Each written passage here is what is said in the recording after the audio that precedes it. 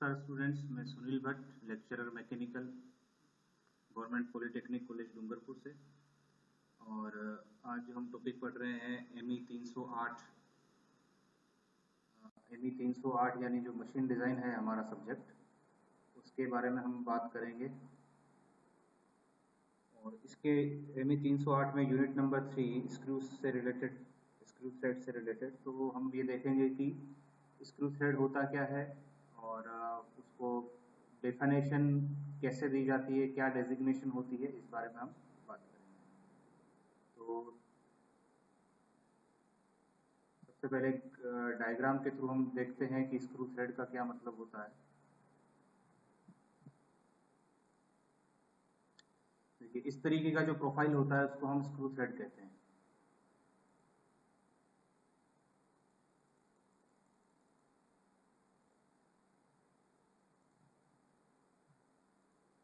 यहाँ पर देखिए, जो एक इनिशियली जो मटेरियल हमारे पास था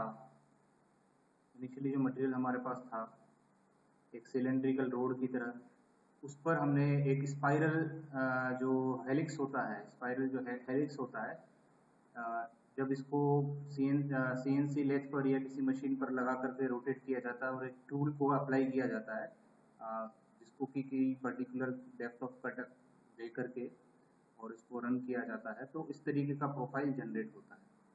तो यहाँ दो तरीके का मूवमेंट हमें देखने को मिलता है। एक तो रोटेशन है और रोटेशन के साथ लीनियर जो अप्रोच है, लीनियर मूवमेंट भी है। तो रोटेशन प्लस लीनियर मूवमेंट मिलकर के हेलिक्स बनाता है।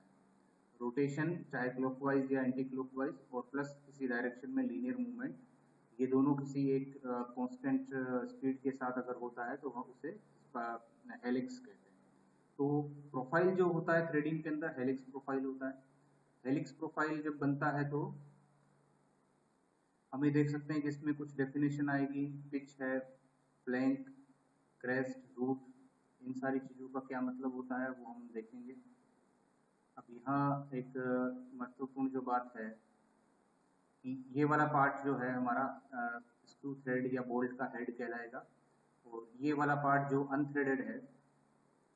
अनथ्रेडेड पार्ट है वो हमारा शैंक कहलाएगा, और ये थ्रेडेड पोर्शन कहलाएगा। थ्रेडेड पोर्शन में फिर कुछ और डेजिग्नेशन होती है। यहाँ पर हम देख सकते हैं कि थ्रेडेड पोर्शन में कुछ और डेजिग्नेशन जो होती है वो कुछ इस तरीके से होती है। ये हमारा फ्लैंक हो गया, ये जो थ्रेडेड सरफेस होगी उसको फ्लैंक कहेंगे। पिच, जो डिस्टेंस लीनियर, एक सर्कल के अंदर जो लीनियर मूवमेंट होता है उसको डिस्टेंस को हम पिच कहेंगे। जो टॉप सरफेसेस हैं, टॉप जो सरफेसेस है उसको बोलेंगे क्रेस्ट बोलेंगे, और जो बॉटम सरफेसेस है सबसे मिनिमम जो मटेरियल वाला है उसको हम बोलेंगे रूट। तो इसके अलावा जो डेजिग्नेशन अगर हम बात करें तो डेजिग्नेशन में क्या क्या चीजें आएगी। एक तो कुछ डायमीटर होंगे। डायमीटर यहाँ पर 3 तरीके के डायमीटर डिफाइन होंगे। माइनर डायमीटर जो सबसे छोटा डायमीटर होगा, मेजर डायमीटर जो सबसे बड़ा डायमीटर होगा, और नॉमिनल या पिच डायमीटर जो कि इन सबका एवरेज होगा, एवरेज मूवमेंट को शो करेगा। तो एक्सटर्नल थ्रेड की अगर हम एक्सटर्नल थ्रेड की बात करें, अब एक्सटर्नल और इंटरनल थ्रेड भी दो तरीके के होते हैं हमारे पास। थ्रेडिंग जो दो तरीके की होती है, जैसे इस डायग्राम में एक्सटर्नल थ्रेड है, इस वाले डायग्राम में इंटरनल थ्रेड है। तो एक्सटर्नल थ्रेड मतलब जो सिलेंड्रिकल रोड के बाहर की तरफ हेलिक्स रन करके मटेरियल रिमूव किया, और इंटरनल थ्रेड का मतलब मटेरियल एक होलो सिलेंडर है, उसके अंदर हमने हेलिक्स प्रोफाइल पर जो है टूल पर रन किया जिससे थ्रेडिंग। अब दोनों के अंदर जो डिफरेंस मेनली आता है, माइनर और मेजर डायमीटर का डिफरेंस आता है। यहाँ पर मेजर डायमीटर बड़ा होता है एक्सटर्नल के केस में, और माइनर डायमीटर छोटा होता है। देखिए, माइनर डायमीटर मतलब छोटा डायमीटर और मेजर डायमीटर मतलब बड़ा डायमीटर। तो जो रूट से जाने वाला जो डायमीटर होता है वो माइनर होता है, और जो क्रेस्ट से जाने वाले आउटर सरफेस से जाने वाला मेजर। लेकिन इसके अंदर रिवर्स हो जाएगा। जो माइनर डायमीटर होगा वो क्रेस्ट से जाएगा, टॉप सरफेसेस से जाएगा, लेकिन जो मेजर डायमीटर होगा वो रूट से जाएगा। तो ये डिफरेंसेस हमारा जो इंटरनल और एक्सटर्नल थ्रेड के अंदर होता है। अब और देखते हैं हम और क्या टर्मिनोलॉजी इसके अंदर काम में आती है। एक तो एक्सिस ऑफ बोल्ट या थ्रेड, तो ये जो लॉन्गिट्यूडनल एक्सिस होगा वो होगा। क्रेस्ट मतलब टॉप सरफेसेस वाले जितने भी पॉइंट्स है वो क्रेस्ट कहलाएंगे। बॉटम सरफेसेस वाले जितने भी पॉइंट है वो रूट्स कहलाएंगे। एक और चीज है हाइट और depth of thread. Depth of thread क्या होता है या हाइट क्या होता है। तो यहाँ पर देखिए जो रूट और क्रेस्ट के बीच में जो ये जो लॉन्गिट परपेंडिकुलर जो डिस्टेंस है रूट से जाने वाली डायमीटर और या लाइन रूट से जाने वाली क्रेस्ट से जाने वाली लाइन और रूट से जाने वाली जो लाइन है दोनों के बीच की जो वर्टिकल डिस्टेंस है या परपेंडिकुलर डिस्टेंस है इसको हम बोलेंगे डेप्थ ऑफ थ्रेड। तो यहाँ पर देखिए क्या क्या चीजें हो गई, minor diameter, major diameter, crest, root, pitch, ये सारी चीजें हो गई, एक्सिस ऑफ द थ्रेड। इसके अलावा एक और यहाँ पर इंपॉर्टेंट चीज है पिच डायमीटर। पिच का मतलब होता है मेजर और माइनर डायमीटर का जो एवरेज वैल्यू है वो पिच डायमीटर। पिच डायमीटर को दूसरे वर्ड्स में अगर हम डिफाइन करना चाहें तो जब बोल्ट को रोटेट किया जाता है पिच डायमीटर वाली रोड, अगर एक तरफ हम पिच डायमीटर वाली रोड लेते हैं और दूसरी तरफ हम रियल में अगर थ्रेडेड पोर्शन लेते हैं तो दोनों का जो रोटेशन है सेम रिजल्ट देता है, तो उतना पिच डायमीटर कहलाता है। एक और है थ्रेड एंगल। थ्रेड एंगल का मतलब होता है जो यहाँ जो प्रोफाइल बना हुआ है दो एडजेसेंट फेसेस, ये जो फ्लैंक है दो मिलने वाले जो फ्लैंकिंग है उनको अगर हम एक्सटेंड करें तो उस टाइम पे जो एंगल बनता है उसे हम थ्रेड एंगल कहते हैं। अगर वी थ्रेड है तो उस केस में थ्रेड एंगल करीब 60 डिग्री का होता है, स्क्वायर थ्रेड है तो 0 डिग्री का होता है, बटरस थ्रेड है तो लगभग 45 डिग्री का होता है और एक्मे थ्रेड है तो 29 डिग्री का होता है। तो ये है बेसिकली हमारी इस तरीके से डेजिग्नेशन हो गई। अब हम आगे बात करेंगे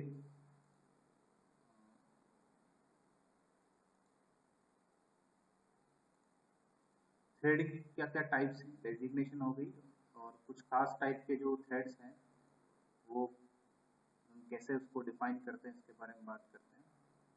तो ये कुछ प्रोफाइल हैं जो मोस्ट कॉमनली यूज में आते हैं। इसके अलावा भी कई सारे प्रोफाइल जो है हमारे यूज में आते हैं।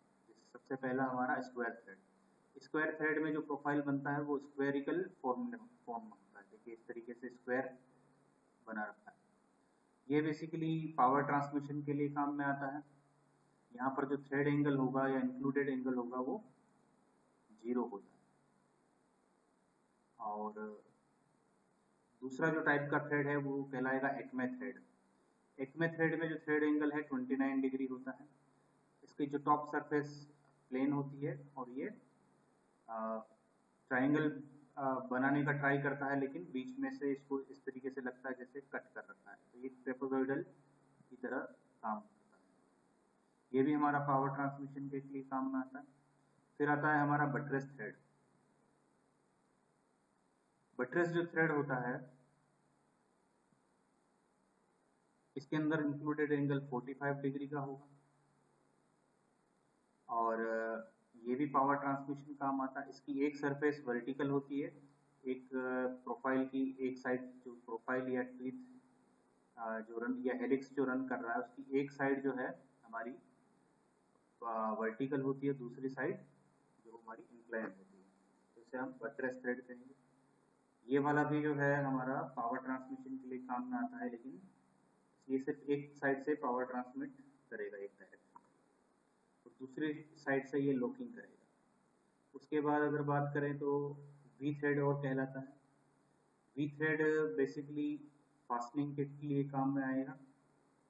इसके अंदर इंक्लूडेड एंगल 60 डिग्री का होता है और इस तरीके से ये रन करता है। ये जब दोनों फेसेस को हम मिलाएंगे तो ये इंक्लूडेड एंगल बनेगा और ये लगभग 60 डिग्री के आसपास होता है। ये हमारा जो थ्रेड होगा वो फास्टनिंग पर्पज से काम में आता है।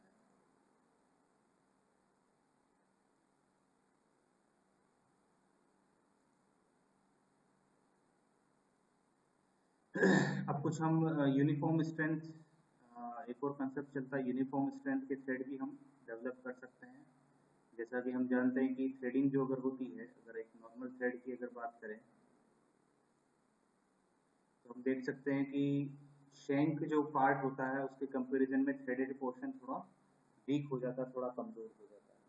तो जो कमजोर होता है थ्रेडेड पोर्शन जो वीक होता है वहां से ब्रेक होने के चांसेस रहते हैं। तो इसीलिए कोई भी अगर आप नट बोल्ट अगर देखें तो उसमें थ्रेडेड पोर्शन से वो टूटेगा। जैसे इस वाले अगर डायग्राम में अगर देखें, इस वाले फोटो में, पिक्चर में, तो ये रूट वाला जो डायमीटर है यहाँ मटेरियल कम है। तो जहाँ मटेरियल कम होता है वहाँ डिजाइन पॉइंट ऑफ व्यू से वो क्रिटिकल हो जाता है। जबकि इसी का जो शैंक वाला पार्ट होगा यानी नॉन थ्रेडेड जो ऊपर की तरफ होगा वो थोड़ा डायमीटर बड़ा होता है। इसीलिए क्या किया जाता है कि यूनिफॉर्म स्ट्रेंथ यूनिफॉर्म स्ट्रेंथ के जो है थ्रेड बनाए जाते हैं। यूनिफॉर्म स्ट्रेंथ का बनाने का मतलब एक जैसी स्ट्रेंथ हमें देगा। जैसे यहाँ पर अगर हम देखें तो ये नॉन यूनिफॉर्म स्ट्रेंथ का है। ये शैंक वाला जो पार्ट है इसमें मटेरियल ज्यादा है, इसकी डायमीटर ज्यादा है, लेकिन थ्रेडेड पोर्शन में जो मिनिमम डायमीटर है वो रूट वाला है, यहाँ से वो ब्रेक हो सकता है। तो इसलिए हम इसको बोलेंगे कि ये जो है नॉन यूनिफॉर्म स्ट्रेंथ वाला, इसकी यूनिफॉर्म इस लंबाई के अलोंग एक जैसी नहीं है।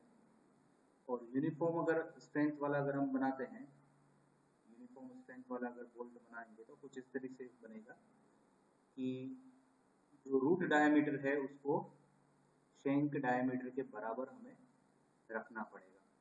तो इस वजह से क्या होगा कि जब थ्रेडिंग करने के बाद हम शैंक वाले पार्ट को और ज़्यादा फिनिश हम करेंगे, और ज़्यादा फिनिश करने पर ये बिल्कुल एक जैसा बिहेव करेगा। तो इस तरीके से ये थ्रेड पोर्शन कहलाएगा। इस तरीके से यूनिफॉर्म स्ट्रेंथ वाला थ्रेड कहलाएगा।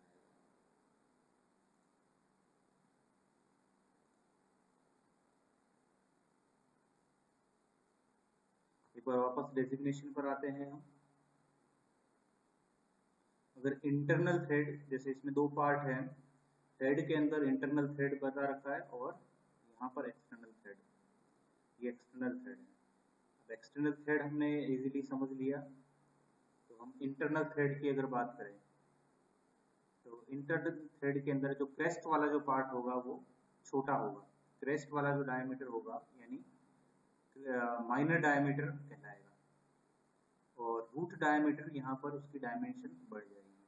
तो एक बड़ा डिफरेंस होता है एक्सटर्नल और इंटरनल थ्रेड के अंदर। और वही जब हम इसमें जाते हैं एक्सटर्नल में, तो यहाँ देखिए रूट डायमीटर वो छोटा हो जाएगा क्योंकि ये वाला पार्ट रूट है और टॉप वाला पार्ट क्रेस्ट है। रूट डायमीटर छोटा होगा और क्रेस्ट डायमीटर वो बड़ा होगा।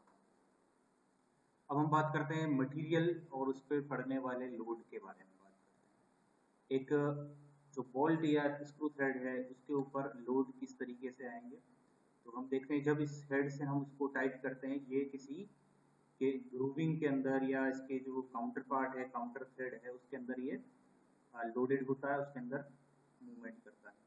जितना ज़्यादा ये मूवमेंट करता है, फ्रिक्शनल लोड जो होता है वो एक्सियली आता है, यानी इसके ऊपर जो लोड आएंगे वो एक्सियल डायरेक्शन में आएंगे, टेंसाइल डायरेक्शन में आएंगे। यानी एक स्क्रू थ्रेड जो होता है generally tensile axial tensile load द्वारा जो है सब्जेक्टेड हो, एक्सियल टेंसाइल लोड सब्जेक्टेड होता है इसके ऊपर। इसीलिए स्क्रू थ्रेड पर पड़ने वाला जो स्ट्रेसेस होंगे वो टेंसाइल एक्सियल जो स्ट्रेस होते हैं, डायरेक्ट एक्सियल जो स्ट्रेस होते हैं, वो सिंपल जो स्ट्रेस होते हैं वही होते हैं। इस वजह से इनका जो मटेरियल जो रखा जाता है, क्योंकि टेंसाइल अगर जो स्ट्रेसेस आ रहे हैं उनके लिए जो मटेरियल सूटेबल होगा वो होता है डक्टाइल मटेरियल होता है। इसीलिए जो स्क्रू थ्रेड या जो भी हम यूज करते हैं वो डक्टाइल मटेरियल का यूज करना चाहिए। डक्टाइल मटेरियल का मतलब जैसे हम माइल्ड स्टील यूज करते हैं, ज्यादातर जो स्क्रू थ्रेड है माइल्ड स्टील से बने होते हैं। कभी भी कास्ट आयरन के या ब्रिटल मटेरियल के जो है हमारे पास अवेलेबल नहीं हो रहते हैं, क्योंकि वो टेंसाइल लोड में वो बर्दाश्त नहीं कर, ब्रिटल मटेरियल टेंसाइल लोड को बर्दाश्त नहीं कर पाता। इसीलिए हम क्या करते हैं, डक्टाइल मटेरियल यूज करते हैं, यानी माइल्ड स्टील, एल्यूमिनियम, इस तरीके से। तो इस तरीके से हम इसकी डिजाइनिंग करते हैं। ये डेजिग्नेशन है हमारी। Thank you.